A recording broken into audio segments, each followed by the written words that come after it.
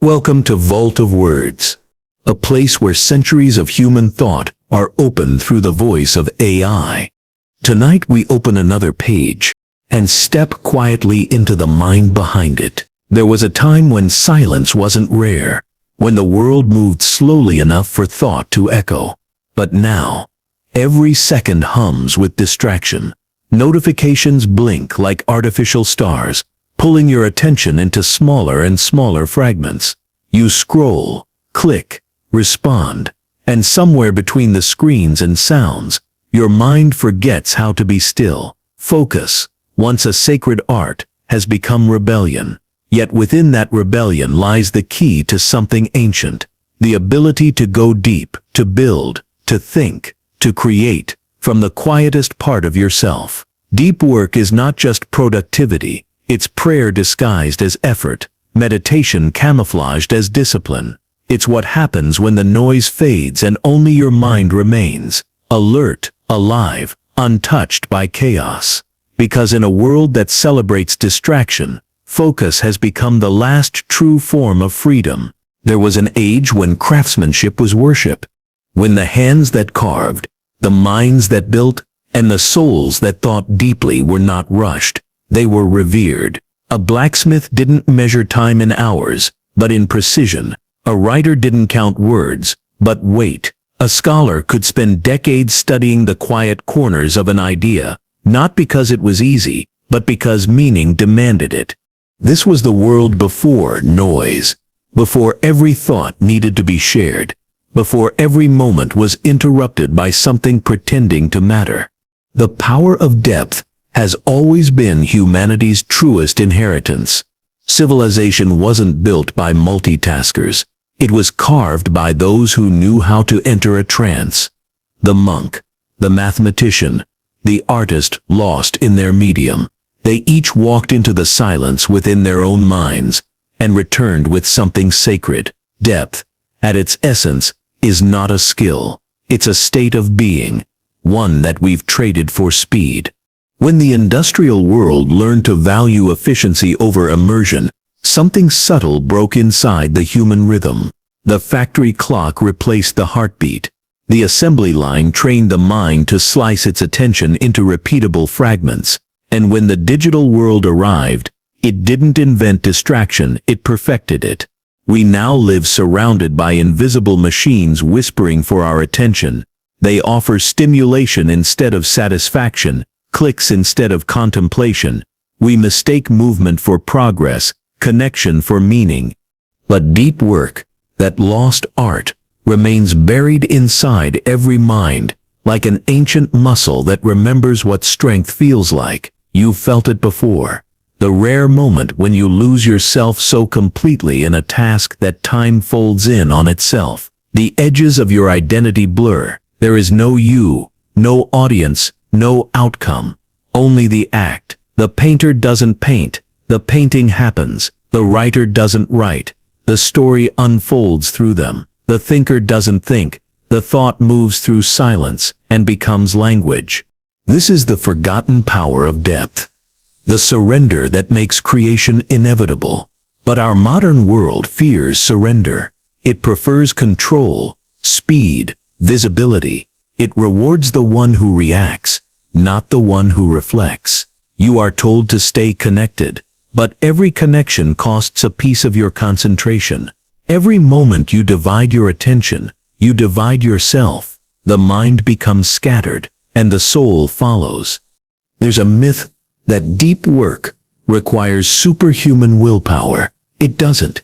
It only requires the willingness to walk away from noise, to disconnect, not from the world, but from the shallow version of it. The world that thrives on immediacy. The one that tricks you into thinking your attention is infinite when it's your rarest currency. Deep work begins with a refusal. A refusal to treat your mind like an open tab. It begins in small rituals, closing the door, turning off the phone, lighting a candle, or stepping outside. The form doesn't matter. The intention does. When you consciously choose depth, you remind your mind that it was not built to fragment. You reclaim its original setting, singular, immersive, whole. And what happens next is something the modern world has forgotten. Time begins to behave differently. Minutes expand into eternity. The brain hums at a quieter frequency. You become absorbed, not in yourself, but in something larger. It is the same rhythm monks find in prayer, surgeons in precision, composers in solitude. The same current that carried Da Vinci's brush, Einstein's equations, Austin's pen. This current has never disappeared. It only waits for the willing.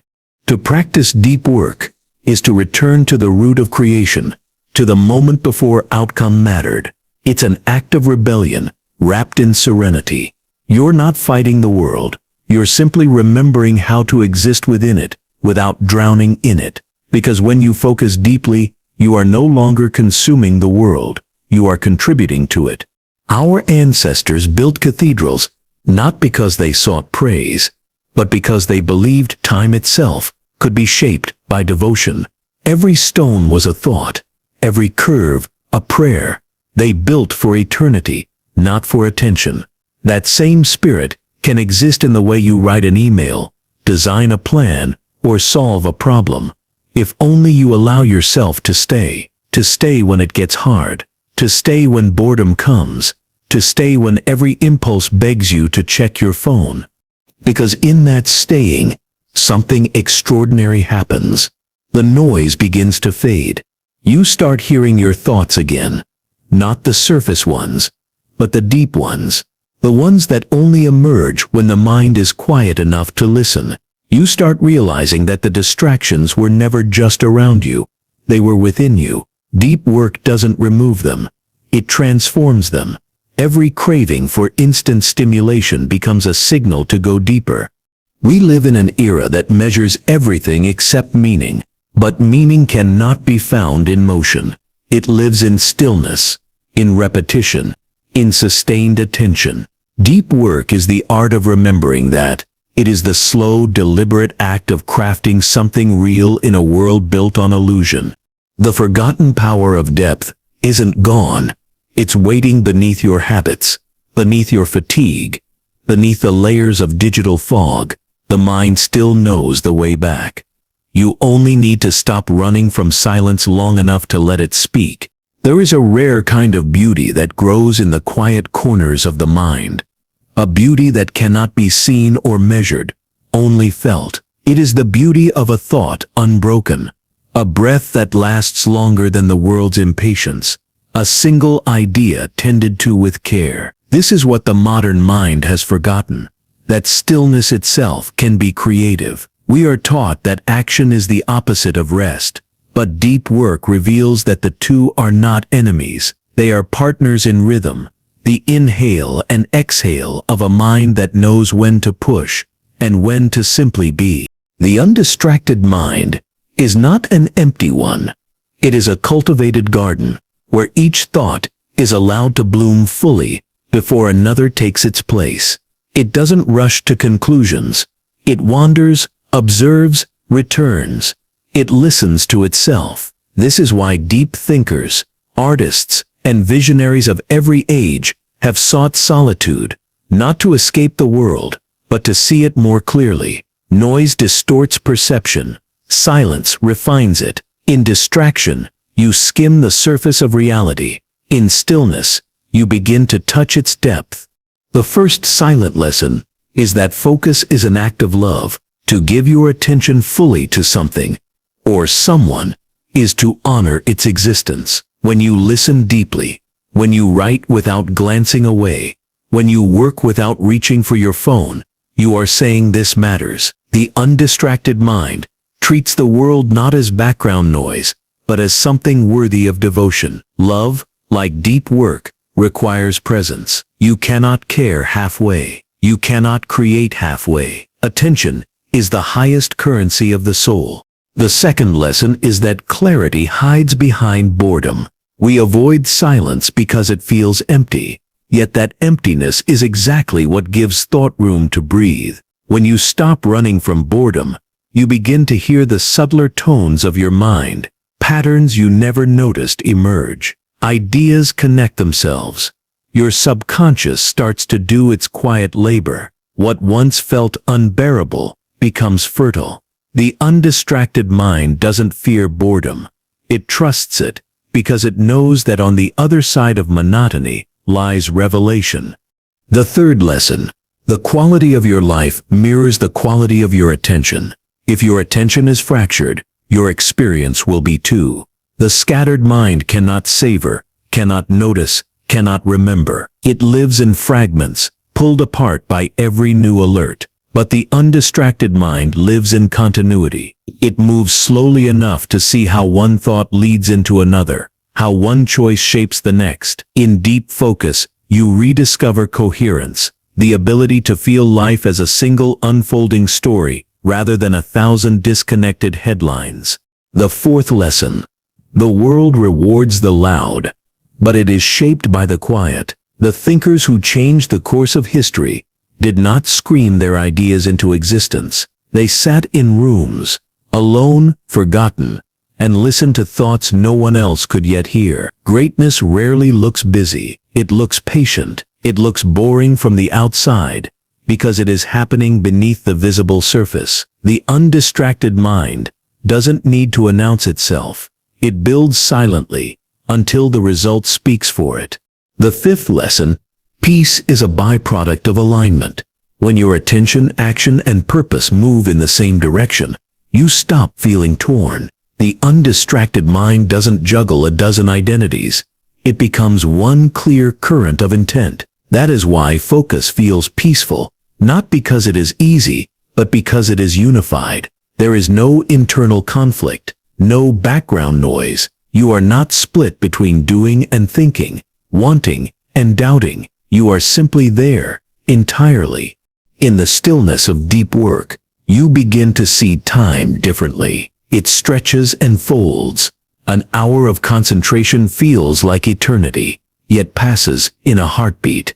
The undistracted mind stops measuring life in hours and starts measuring it in presence. You realize that time isn't something to manage, it's something to inhabit, and the more deeply you inhabit a moment, the less you need of it. One true hour can be worth a day of divided attention.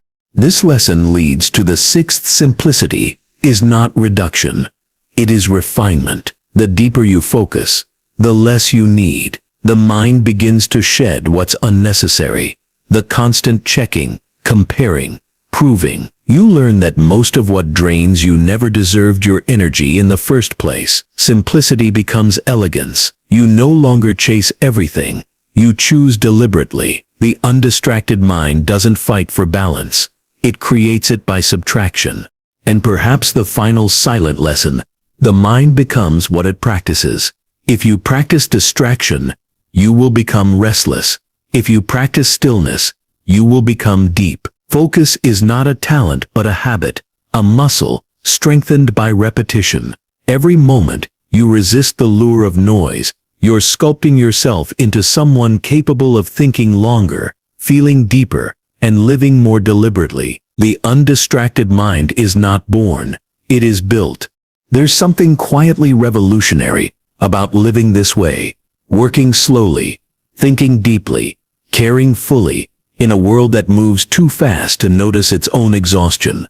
When you live undistracted, you return to a kind of humanity that technology cannot replicate. You begin to taste again the richness of simple things, the sound of your breath, the rhythm of your own heartbeat, the steady unfolding of a single sentence that matters.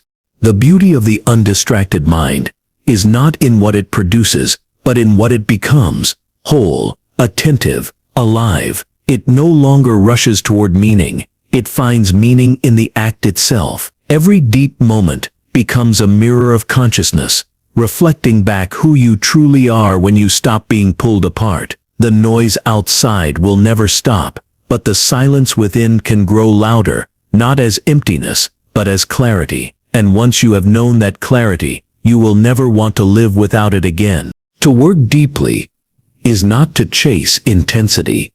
It is to surrender to rhythm. It is not about doing more.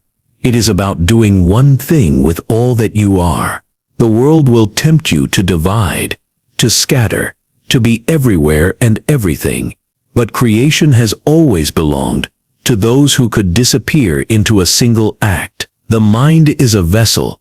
It cannot hold clarity if it is constantly poured out. Immersion is the art of keeping it still long enough for meaning to settle. Every great work, every discovery, every masterpiece has emerged from immersion. It is the quiet agreement between you and time that you will stay, no matter how loud the world becomes. The first principle of deep work is this: attention is sacred. It is not a resource to spend. It is a devotion to protect. You cannot build anything of value while standing halfway between focus and distraction. Every time you return to your phone, your mind restarts the climb it had begun. The hill grows steeper, the air thinner. You lose not seconds, but depth itself. The second principle: ritual creates readiness. The mind cannot simply fall into focus. It must be invited. Build rituals that tell your consciousness, now we go deeper. For some, it is a specific place, a desk cleared of noise, a chair facing a window, a corner filled with the smell of coffee. For others, it's a rhythm, the same music, the same time, the same steps taken before beginning. Repetition breeds reverence. What you do before the work becomes part of the work itself. When you ritualize entry into focus, you teach your mind to cross a threshold, to leave behind the shallow. The third principle: boredom is not your enemy. It's your teacher. The modern world has trained you to fear stillness, to treat quiet as something to be fixed. You pick up the phone, you scroll, you consume, you distract. But the mind grows in boredom. The neurons knit together in silence. When you resist the urge to escape, something ancient reawakens. The discomfort of stillness becomes the doorway to clarity. Every impulse to flee is an opportunity to train endurance. Deep work demands you sit long enough for the surface noise to burn off, until only essence remains. Then comes the fourth principle: measure depth, not time. The clock lies. You can sit for 10 hours and achieve nothing if your mind never descends. Or you can lose yourself for 90 minutes and emerge with something that could change your life. Time is not the measure of work. Presence is. The deep worker understands that productivity is not the number of hours spent, but the level of consciousness invested. To measure by time is to worship speed. To measure by depth is to honor truth. The fifth principle: protect your edges. The beginning and end of your day are sacred spaces where distraction loves to breed. The first hour after waking decides the tone of your attention. The last hour before sleep decides what lingers in your mind. Protect them fiercely. Begin your day with intention, not reaction. Don't let the world in before you've remembered who you are. At night, withdraw with grace. Let stillness digest what the day has given. Deep work is not only about what you do when you work, it's about how you live when you're not. The sixth principle: single task everything. Multitasking is the polite word for self-sabotage. The brain cannot hold two deep thoughts at once. It only switches fast enough to fool you. When you answer an email mid-idea, when you check a message mid-sentence, you cut your own thought open before it's born. To single task is to believe that one thing deserves your full existence, that one act, done well, outweighs 100 done half-heartedly. But perhaps the most difficult principle of all: embrace solitude. Not the lonely kind, but the luminous kind.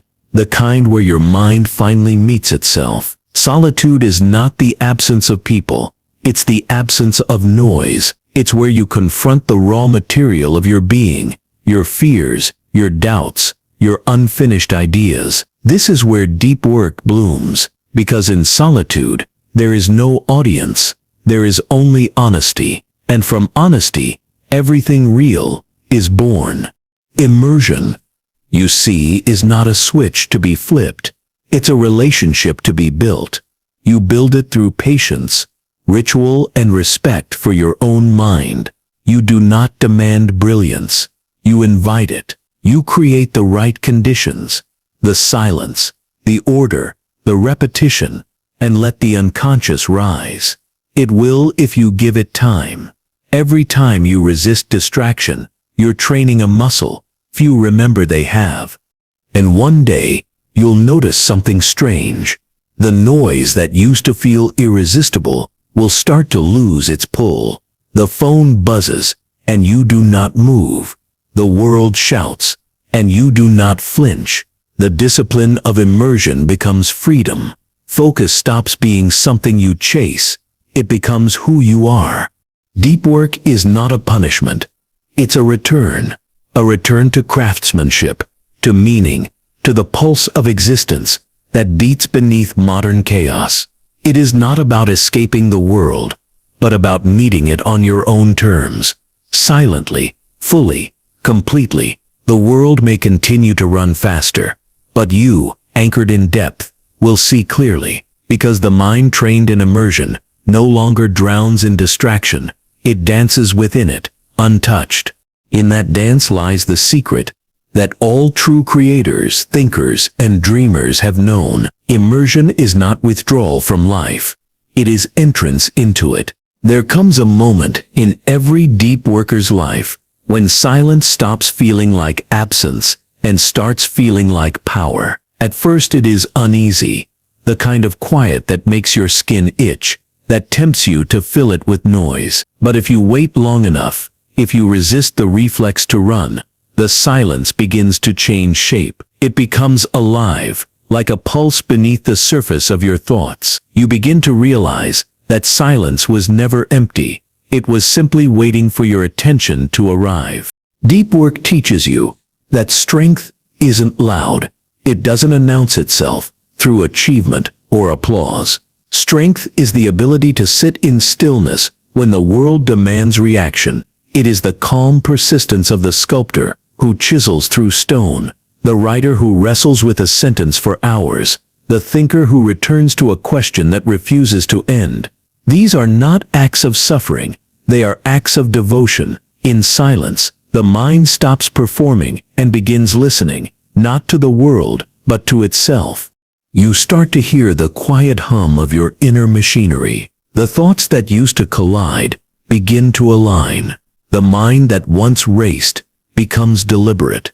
This is where the real work begins. In the gap between effort and ease. It's the same space monks enter through prayer. The same mental stillness athletes call flow. The same inward gaze artists lose themselves to when time dissolves. It's not about productivity anymore. It's about communion between you and the infinite space your mind contains. In a world obsessed with being seen, silence makes you invisible. But invisibility, in its purest form, is liberation. The deep worker doesn't need to prove they are working. They don't need validation, because the process itself is the reward. Silence turns inward effort into outward clarity. It sharpens purpose the way pressure sharpens diamonds. What was once chaos begins to take form. Ideas crystallize, patterns emerge, understanding deepens. You realize that the answers you sought were not hidden from you. You were simply too loud to hear them. To master silence is to master awareness.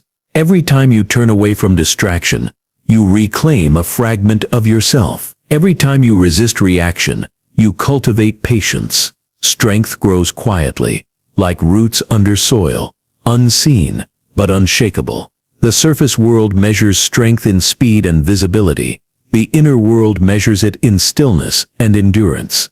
Deep work belongs to the latter. But silence is not merely the absence of sound. It is the presence of depth. It's what allows thoughts to mature instead of scatter. You cannot grow an idea in noise any more than you can grow a seed in storm winds. Silence is the sunlight of the intellect. It nourishes the unseen. To work deeply is to protect that silence as fiercely as a flame in wind. There's a paradox here.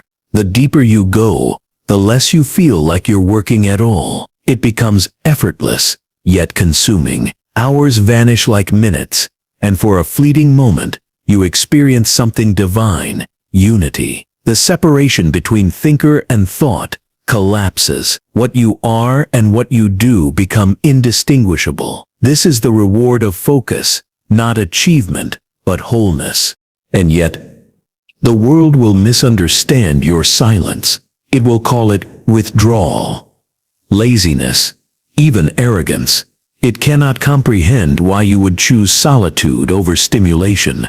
But you will know, you will feel it in your breathing, in your pulse, in the way your mind begins to hum with quiet certainty. You will feel it when you wake up with ideas that came to you in the stillness of sleep.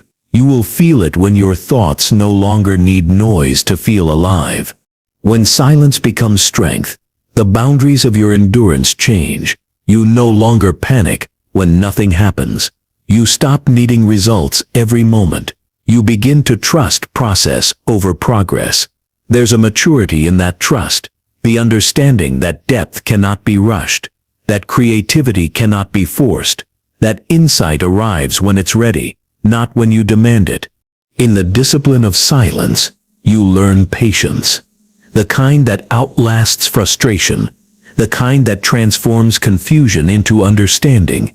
You learn humility, the acceptance that mastery is not control, but collaboration with time. And you learn courage, the courage to stand still while everyone else runs. Because silence is not for the weak. It exposes what noise conceals. It forces you to confront the parts of yourself you'd rather ignore, your doubt, your boredom, your restlessness. But only by facing those shadows can you reach the clarity that deep work promises. The silence strips away the false layers, the social expectations, the digital noise, the ego's chatter, until all that remains is attention itself, and attention, pure and undivided, is power. This is where deep work transforms from practice to identity. It no longer feels like something you do. It becomes who you are. You stop fighting distraction, because distraction loses its meaning. You no longer resist the noise, because the noise no longer owns you. You begin to see that focus isn't confinement, it's freedom. You can choose what deserves your mind, and in that choice, you rediscover sovereignty. The world may continue its relentless race, shouting louder with every passing day, but you will walk differently. Not hurried, not anxious, but deliberate. You will understand that the strength to go deep is not about discipline alone. It is about grace. The grace to stay when others flee, to listen when others speak, to create when others consume. And in that grace, silence becomes your greatest companion, not as a void, but as a mirror, a place where you meet yourself without the world's interruptions, a place where strength whispers, not shouts, a place where the mind, for the first time in a long time, finally feels at home. There is a moment, after the deep work is done, after the silence has spoken, after the noise has faded, when something inside you changes. You realize that focus was never just about productivity. It was about rediscovering yourself beneath the static. The act of working deeply was a return, not an escape. You went into the depths thinking you were chasing mastery, but you came back holding something far greater: peace. The kind of peace that doesn't depend on stillness around you, but stillness within you.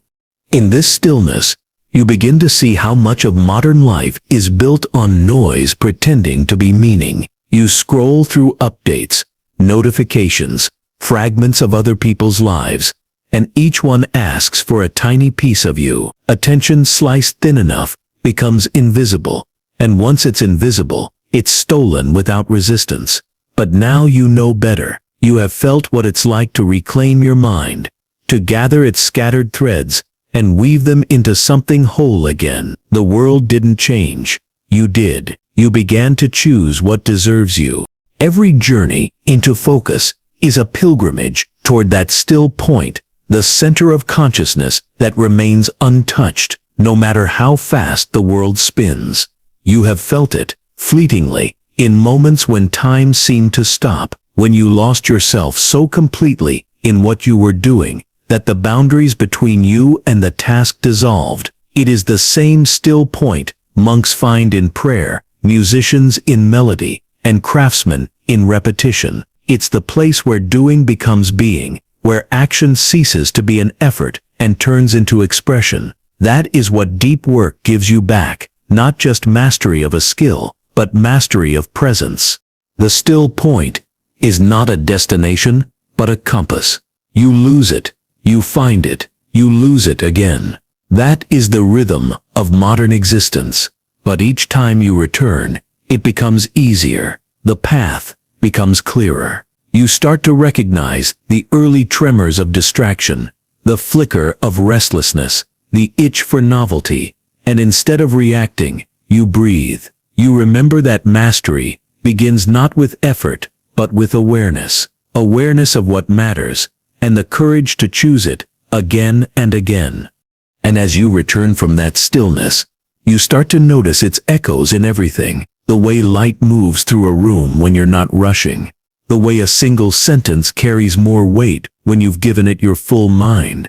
The way conversation feels richer when you actually listen.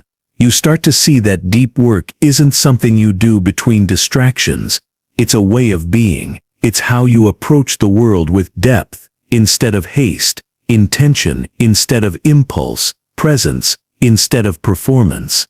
There's a strange grace in realizing how little you actually need. Deep work strips life down to its essentials: focus, intention, patience, and care. Everything else falls away. The restless need for validation, the frantic pursuit of relevance. You stop living at the mercy of the next distraction. You stop mistaking urgency for importance. You stop believing that attention must always be divided to be valuable. The still point teaches you otherwise, that to give yourself completely to one thing is not limitation, it is liberation.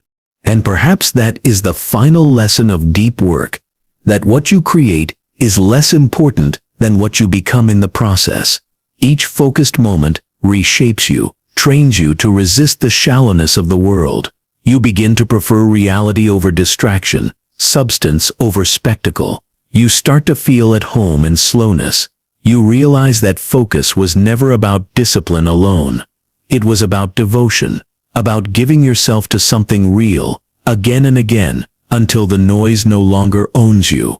In a culture that glorifies constant motion, your stillness will look strange. People will ask how you can stay so calm, so patient, so certain. But calm is not apathy. It is control. It is knowing that the world's speed no longer dictates your worth. You don't have to move fast to matter. You don't have to be visible to have impact. The deepest forces in nature, gravity, erosion, growth, move silently. So do the deepest forces in the mind.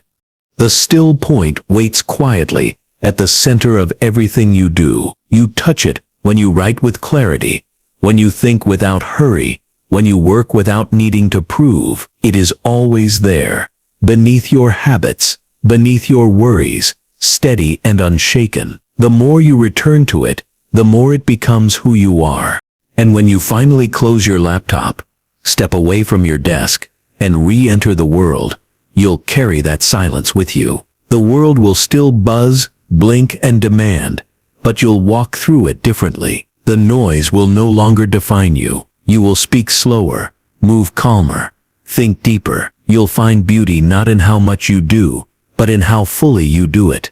Because the art of focus is not about escaping the world, it's about re-entering it with presence.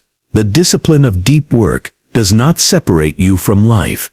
It reconnects you to it. It reminds you that in every conversation, every task, every breath, there is a chance to return to the still point, the quiet, infinite center of being where meaning is born. And once you've known that place, you will spend the rest of your life finding your way back to it, again and again, until the noise becomes music, and the world finally feels whole.